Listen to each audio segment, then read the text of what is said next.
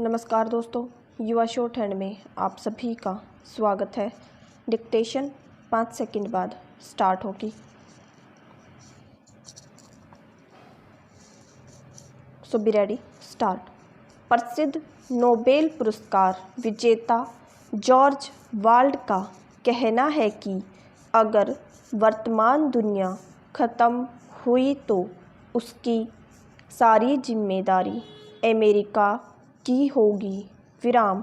उसके अनुसार यह कहना गलत है कि शस्त्रों की दौड़ के लिए कई राष्ट्र जिम्मेदार हैं। विराम। आज केवल अमेरिका ही मौत का सबसे बड़ा सौदागर है। विराम।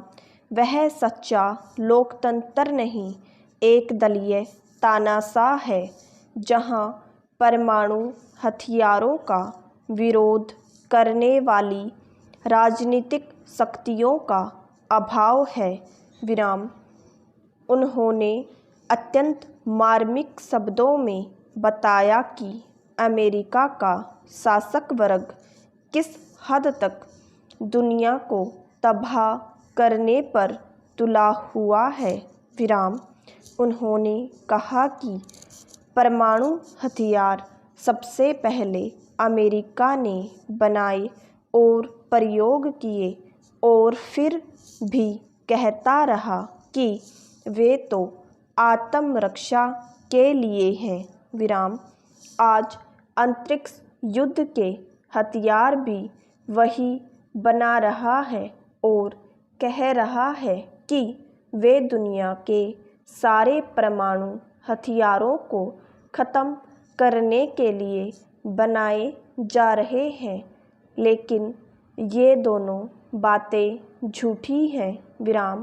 पहला, अमेरिका का इरादा हमेशा आक्रमण का रहा है और धीरे धीरे उसने युद्ध के इस तामसिक इरादे को अपना व्यवसाय बना लिया है। विराम। अमेरिका की समृद्धि का सबसे बड़ा रहस्य उसका युद्ध उद्योग है। विराम।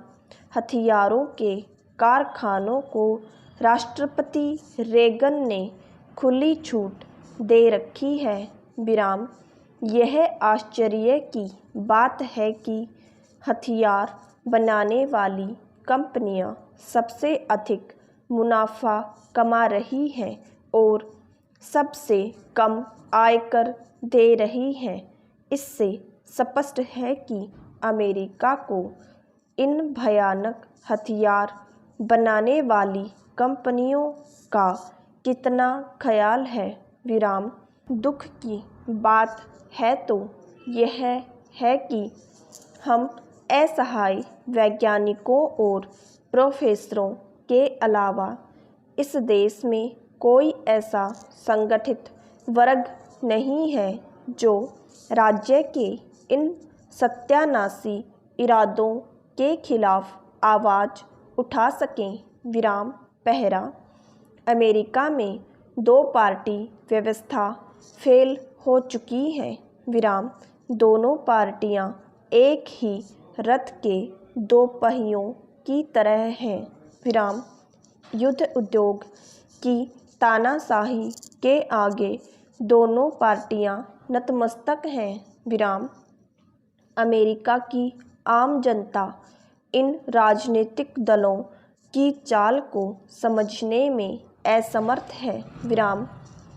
लोकतंत्र युद्ध तंत्र में बदल गया है। विराम। अखबारों में वे खबरें छपने नहीं दी जाती जो परमाणु परीक्षणों की पोल खोलती है। विराम। उन्होंने अपने भाषण के अंत में अमन पसंद लोगों से अपील की कि वे संगठित होकर परमाणु हथियारों तथा परीक्षणों के विरुद्ध आवाज़ उठाएं। विराम।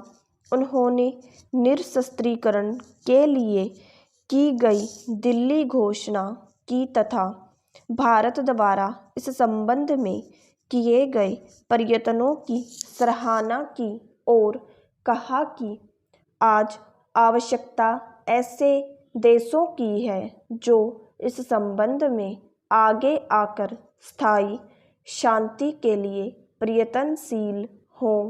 विराम।